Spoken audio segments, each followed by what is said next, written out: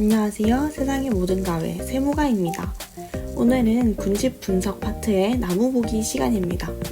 비슷한 애들끼리 알아서 모이게 해줘 라는 것처럼 군집 분석은 라벨 없이 그룹을 나누는 비지도 학습의 대표적인 기법이죠.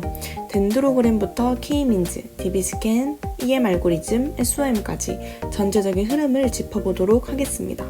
그럼 바로 시작해볼게요. 군집 분석은 비슷한 애들끼리 알아서 모이도록 하는 겁니다. 여기는 라벨이 없이 그룹을 나눈다 라고 되어 있는데요. 이건 분류 분석과 군집 분석을 비교하는 부분에서 배웠어요. 라벨이 있는 게 분류고요. 라벨이 없는 게 군집 분석이었어요. 예를 들어서 정상 메일이랑 스팸 메일이랑 요거 두 가지 구분해서 분류해줘 라고 하면 이렇게 라벨링이 있죠? 요거는 분류 분석이었고요. 이런 거 없이 그냥 비슷한 덩어리끼리 묶어내는 게 군집 분석이었습니다. 그래서 분류 분석은 지도 학습이었고요. 이렇게 알려줄 수 없는 군집 분석은 비지도 학습이었다라고 생각하시면 됩니다. 여기 문장 읽었을 때 라벨이 없이 그리고 비지도 학습이다. 요거 두 가지 키워드가 눈에 들어오셔야 돼요. 그리고 군집 분석에서는 거리 측정이 정말 중요합니다. 왜냐면 군집 분석이라는 건 비슷한 것끼리 모으겠다는 건데 컴퓨터가 인식할 때 비슷한 거라는 건 거리가 가까운 거예요. 즉 거리가 가까운 애들끼리 우리가 묶어줄 거예요. 근데 그 거리라는 것도 측정할 수 있는 방법이 여러 가지가 있어요. 그래서 책에 정말 여러 가지가 나오는데 대표적인 것만 느낌을 알기 위해서 설명해 줄게요. 일단 유클리드 거리라는 건요. 피타고라스 공식처럼 이 직선거리를 보는 거예요. 예를 들어서 A에서 B까지 거리를 잰다고 해볼게요. 그러면 제일 최단 거리, 이 직선거리인 대각선 길이를 재는 거예요. 그럼 어떻게 하죠? 가로 길이 제곱에다가 세로 길이를 제곱해서 루트 씌우죠. 여기 3제곱 더하기 2제곱 하는 겁니다. 3제곱 더하기 2제곱의 루트 이렇게 계산하는 거가 유클리드 거리다 라고 생각하시면 되고요. 맨하튼 방식은 대각선이 불가능해요. 가로로만 움직일 수 있고 세로로만 움직일 수 있어요. 그래서 가로 3칸, 세로 2칸 이동하는 거니까 3 더하기 2에서 총 5칸이다. 이렇게 생각하는 게 바로 맨하튼 거리입니다. 그 다음 체비셰프 거리는요. 이 거리 차이들 중에서 제일 큰 최대만 선택하겠다라는 거예요. 이 3칸, 2칸 이런 식으로 거리 차이가 있을 때 3칸을 선택하는 게 바로 체비셰프 거리다라고 생각하시면 되고요. 이런 식으로 거리를 측정해서 군집 분석을 할 건데 그 거리 측정에는 여러 가지 방법이 있다. 이 정도로만 이해하고 지금은 넘어갈게요. 근데 그 다음으로는 군집 분석의 큰 3가지 흐름을 볼 거예요. 군집 분석에 여러 가지 도구들이 나옵니다. 벤드로그램, DBS, CAN 이런 식으로 여러 가지가 나오는데 얘들이 막 다 분산적으로 생각하면 너무 힘들어요. 그래서 저는 구조를 한번 보여드릴게요. 일단 전통적인 거리 기반으로 군집을 만드는 방법은 2가지로 나뉘어요. 계층이냐 비계층이냐 이렇게 나뉘고요. 계층적인 것 안에서 덴드로그램이 있고 비계층적 안에서 K-민즈랑 DB스캔이 있는 거예요. 그 다음으로 통계적 접근 안에 혼합분포 군집으로 EM 알고리즘이 있는 거고요. 딥러닝 기반의 자기 조직화 지도 SOM이 있어요. 그래서 이렇게 한 덩어리, 2덩어리, 3덩어리라고 생각하시면 되고요. 이 첫 번째 덩어리 안에는 이렇게 계층, 비계층 나뉘는 것까지도 이해하셔야 됩니다. 그래서 이제 우리 요거에 대해서 조금 더 자세하게 다뤄보도록 하겠습니다. 자, 그러면 이제 조금 자세하게 볼게요. 일단 크게 3가지로 나뉜다 했습니다. 전통적인 거리 기반 군집, 통계 접근, 딥러닝 기반 이렇게 3가지 나뉘고요. 전통적 안에서 어떻게 나뉜다고 했죠? 계층이랑 비계층으로 나뉜다고 했습니다. 그리고 계층 안에는 덴드로그램이 중요하고 비계층 안에는 K-민즈랑 DB스캔이 중요하다고 했습니다. 자, 그럼 여기 첫 번째부터 볼게요. 일단은 계층이랑 비계층을 구별하는 그 기준은 뭐냐면요.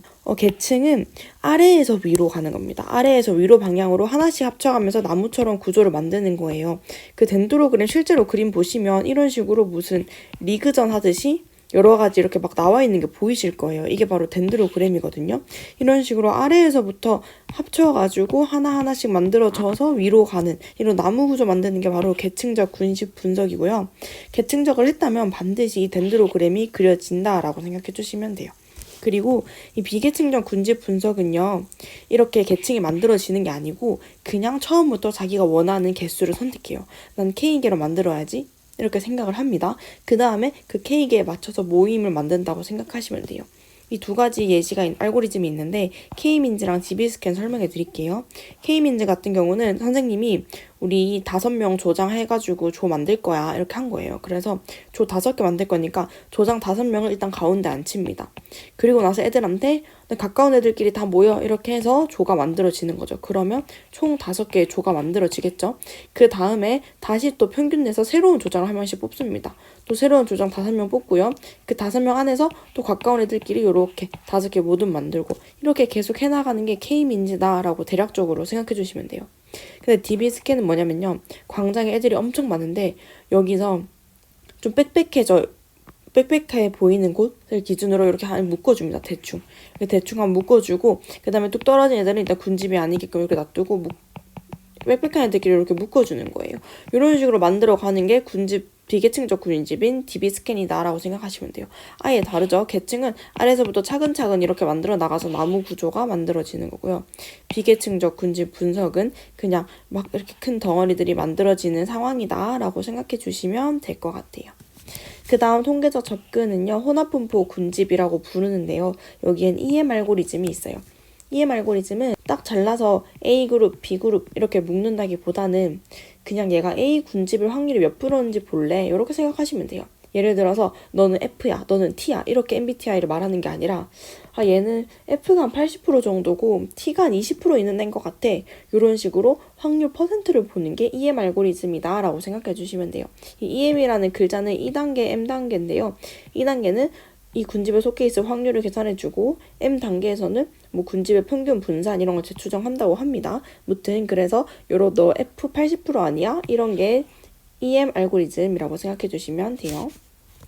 그 다음으로는 자기조직화 지도 SOM이에요. 여기서는 그냥 중요한 키워드만 기억하고 넘어갈게요.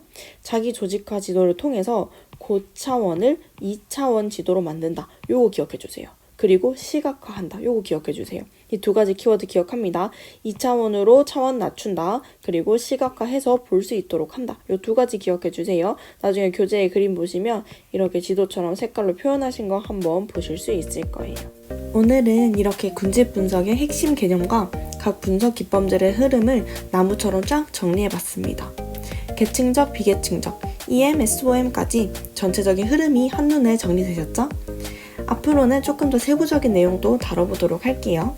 도움이 되셨다면 좋아요와 구독 꼭 부탁드리고요.